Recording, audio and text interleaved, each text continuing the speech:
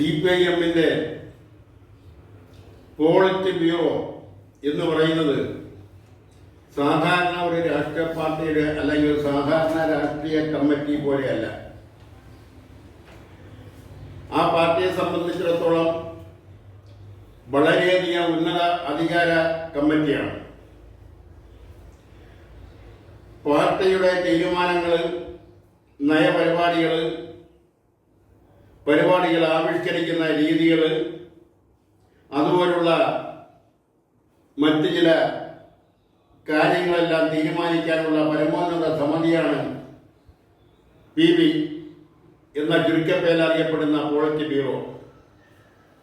അത് കമ്മ്യൂണിസ്റ്റ് പാർട്ടിക്ക് മാത്രം അവകാശപ്പെട്ട ഒരു പേരാണ് പോളിറ്റ് ബ്യൂറോ എന്ന് പറയുന്നത്. ആ പോളിറ്റ് ബ്യൂറോയിലെ ഒരാളിന്, ഒരു വ്യവസായിക്ക് എങ്ങനെ ഒരു കത്ത് കൊടുക്കാൻ കഴിഞ്ഞു എന്നുള്ളത് മറ്റൊരു വസ്തുത. സാധാരണ നേരിട്ട് പോളിറ്റ് ബ്യൂറോയിൽ കത്തുകളെ എങ്ങനെ എത്തിക്കാൻ കഴിയുമെന്ന കാര്യത്തിൽ സംശയങ്ങൾ വേറെയുണ്ട്.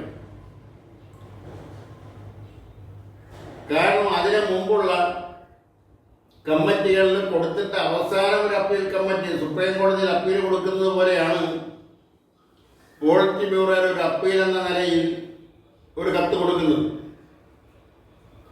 അങ്ങനെ കൊടുത്ത ഒരു കത്ത് അപ്പീൽ എന്ന നിലയിലല്ല, നേരിട്ട് കൊടുത്ത ഒരു കത്ത്, അത് ചെന്നൈയിലെ ഒരു വ്യവസായി കൊടുത്ത കത്ത്. ആ കത്താണ് പുറത്തു വന്നിരിക്കുന്നു എന്ന ആരോപണം വന്നിരിക്കുന്നത്. അത് പോളിറ്റ് ബ്യൂറോയ്ക്ക് കൊടുത്ത കത്ത് തന്നെ DGPക്ക് പരാതിയായി കൊടുത്തു. ഒരു പോളിറ്റ് ബ്യൂറോ മെമ്പർക്ക് ഇംഗ്ലീഷിലും മറ്റൊരു അംഗത്തിന് മലയാളത്തിലുമാണ് കൊടുത്തത്. അത് കോടിയേരി ബാലകൃഷ്ണൻ സംസ്ഥാന സെക്രട്ടറി ആയിരിക്കുമ്പോഴാണ് കത്ത് കൊടുത്തു എന്ന് പറയുന്നത്. ആ കത്ത് ഇപ്പോഴെങ്ങനെ പുറത്തു വന്നു, അത് എങ്ങനെ കോടതിയിലെത്തി എന്നെല്ലാം ആ പാർട്ടിയെ സംബന്ധിച്ചിടത്തോളം അന്വേഷിച്ച് കണ്ടെത്തുന്നതിന് വേണ്ടുന്ന സംവിധാനങ്ങൾ മറ്റേതൊരു രാഷ്ട്രീയ പാർട്ടിയെക്കാളും കാര്യക്ഷമമായ ആ പാർട്ടിക്കുണ്ട്. ഇവിടെ അതല്ല പ്രധാനം. ആ പ്രാധാന്യം ഇല്ല എന്നല്ല അർത്ഥം. അതോടൊപ്പം തന്നെ ആ കത്ത് പുറത്തുവിട്ടിരിക്കുന്നത് പാർട്ടിയുടെ സംസ്ഥാന സെക്രട്ടറിയുടെ മകനാണെന്ന ആരോപണവും പുറത്തു വന്നിരിക്കുന്നു. അത് പാർട്ടിക്കകത്തുള്ള വിഭാഗതയാണ് ഇതിന് കാരണമെന്നുള്ളതും പുറത്തു വന്നിരിക്കുന്നു. ഇത് ഏതാണ് ശരി?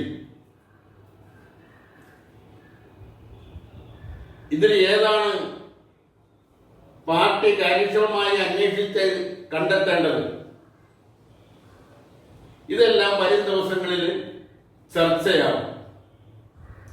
അതും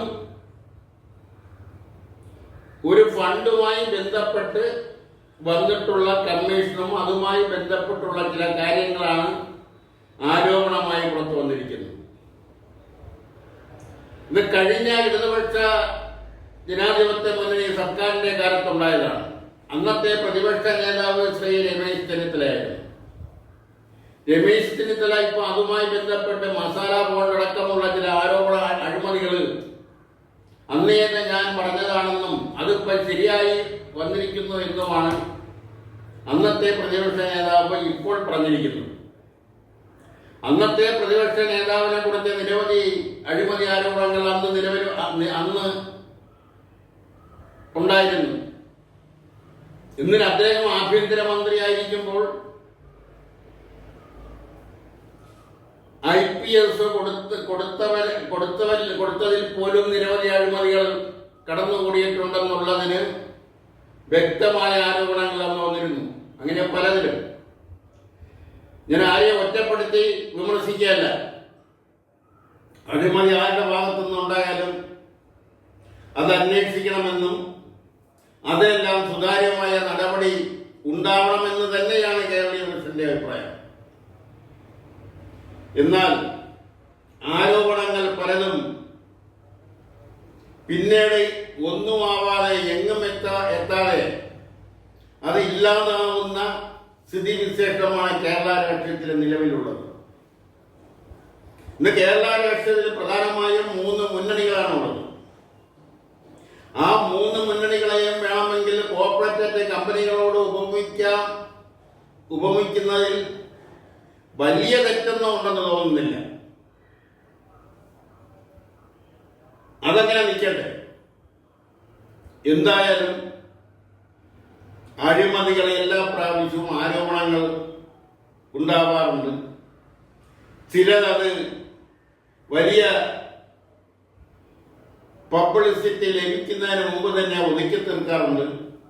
ചിലത് ആ ഒതുക്കി തീർക്കലിനകത്ത് നിൽക്കാതെ പുറത്തു വരുമ്പോഴാണ് അത് വലിയ വിവാദമാകുന്നത്. ആ പാർട്ടിയുടെ ലണ്ടൻ ബേസുള്ള ലണ്ടൻ ഘടകത്തിന്റെ സെക്രട്ടറി ആകാൻ നിശ്ചയിച്ചിരുന്ന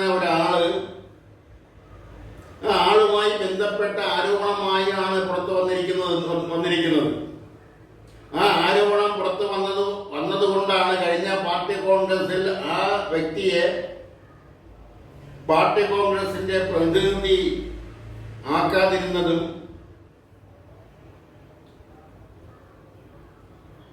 ലണ്ടൻ ഘടകത്തിന്റെ ചാർജ് ആ വ്യക്തിക്ക് കൊടുക്കാതെ ശ്രീ MA ബേബി നേരിട്ട് ആ ഉത്തരവാദിത്തം, അതായത് ലണ്ടൻ ഘടകത്തിന്റെ ഉത്തരവാദിത്തം ഏറ്റെടുത്ത് പ്രവർത്തിക്കുകയും ചെയ്യുന്നൊരു സാഹചര്യമൊക്കെ ഉണ്ടായിട്ടുണ്ട്. അത് പാർട്ടിക്കകത്തുണ്ടായ രഹസ്യ കാര്യങ്ങളാണെങ്കിലും അത് പലപ്പോഴും മറനീക്കി പുറത്തു വന്നിട്ടുണ്ട്. ഇങ്ങനെ പലപ്പോഴും പല രാഷ്ട്രീയ പാർട്ടികളും, എല്ലാ രാഷ്ട്രീയ പാർട്ടികളെയും പറയാം, ഒരു രാഷ്ട്രീയ പാർട്ടിയെ മാത്രം പറയേണ്ടുന്ന കാര്യമില്ല. എല്ലാ രാഷ്ട്രീയ പാർട്ടിയുടെയും ഉപരിതലത്തിൽ സംസ്ഥാന നേതൃത്വത്തിലും ദേശീയ നേതൃത്വത്തിലും ജില്ലാ നേതൃത്വത്തിലുമൊക്കെ അഴിമതി ആരോപണങ്ങൾ വരികയും അതിന്റെ പേരിൽ പാർട്ടിക്കകത്ത് തന്നെ അതാത് രാഷ്ട്രീയ പാർട്ടിക്കകത്ത് തന്നെ അന്വേഷണങ്ങൾ നടക്കുകയും ചിലത് വിജിലൻസ് അന്വേഷിക്കുന്നു, ചിലത് വിജിലൻസ് കോടതിയിലെത്തുന്നു, ചിലത് എങ്ങും എത്താതെ പോകുന്നു. അന്വേഷണം തന്നെ പകുതിക്ക് വെച്ച് നിർത്തിയ സന്ദർഭങ്ങൾ ഉണ്ടായിട്ടുണ്ട്. അന്വേഷണം പൂർത്തിയായതിന്റെ പേരിൽ കേസ് ചാർജ് ചെയ്യാതിരിക്കുന്ന സംഭവങ്ങൾ ഉണ്ടായിട്ടുണ്ട്. അങ്ങനെ നിരവധി സംഭവങ്ങൾ അതുമായി ബന്ധപ്പെട്ട് ഉണ്ടായിക്കൊണ്ടിരിക്കുന്നു. ഇപ്പോൾ അഴിമതി നടത്തിയതിന്റെ പേരിൽ വിജിലൻസ് കേസ് ഇല്ലാത്ത എത്ര ജനപ്രതിനിധികൾ ഉണ്ടെന്ന് ചോദിച്ചാൽ അത് വളരെയധികം പഠിച്ചതിന് ശേഷമേ പറയാൻ കഴിയൂ. പ്രത്യേകിച്ചും സഹകരണ മേഖലകളിലെ ഭരണസമിതിയിലെ അംഗങ്ങൾ, അതുപോലെ തന്നെ സർക്കാരിന്റെ പ്രതിനിധികൾ, ബോർഡ് ചെയർമാൻമാര്, കോർപ്പറേഷൻ ചെയർമാൻമാര്, അതുമായി ബന്ധപ്പെട്ട അകത്തും പുറത്തും നിൽക്കുന്നവര്, മുൻ ചെയർമാൻമാര്, മുൻ ബോർഡ് മെമ്പർമാര്, അവരുടെയൊക്കെ ആരുടെയെല്ലാം പേരിൽ വിജിലൻസ് കേസ് നിലവിലുണ്ടെന്നതിനെ കുറിച്ച് ഒരു അന്വേഷണം നടത്തിയാൽ ആ എണ്ണം വളരെ വലുതായിരിക്കും. അതിൽ എല്ലാ രാഷ്ട്രീയ പാർട്ടികളുടെ പ്രതിനിധികളും ഉണ്ടായിരിക്കുമെന്നുള്ളതാണ് ഏറെ വിചിത്രം.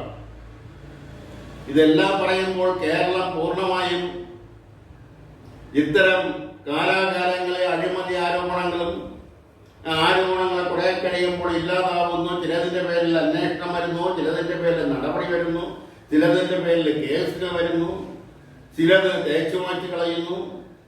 ഇതൊക്കെ കേരള രാഷ്ട്രീയത്തിൽ സർവ്വസാധാരണമാണ്.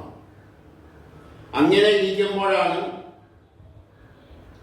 പോളിറ്റ് ബ്യൂറോയ്ക്ക് നൽകിയ ഒരു കത്ത് ചോർന്ന് ആ ചോർന്ന കത്തിന്റെ ഉള്ളടക്കം പുറത്തു വന്നിരിക്കുന്ന ഒരു സാഹചര്യം സംജാതമായിരിക്കുന്നത്. അങ്ങനെ സാധാരണ സംഭവിക്കുന്നതല്ല. അതുകൊണ്ടാണ് അതിന് ഇത്രയധികം പ്രാധാന്യം ലഭിച്ചതും വിവാദമായതും. എന്തായാലും വരും ദിവസങ്ങളിൽ ഈ ആരോപണങ്ങളും വിവാദങ്ങളും കൂടുകയല്ലാതെ കുറയാൻ സാധ്യത കുറവാണ്. എന്തായാലും അതിനെക്കുറിച്ച് അതാത് രാഷ്ട്രീയ പ്രസ്ഥാനങ്ങൾ അന്വേഷിക്കുന്നതോടൊപ്പം തന്നെ അധികാര കേന്ദ്രങ്ങളിലും അന്വേഷണം നടക്കണമെന്നാണ് ഈ അവസരത്തിൽ കേരള പോലീസിന് പറയാനുള്ളത്.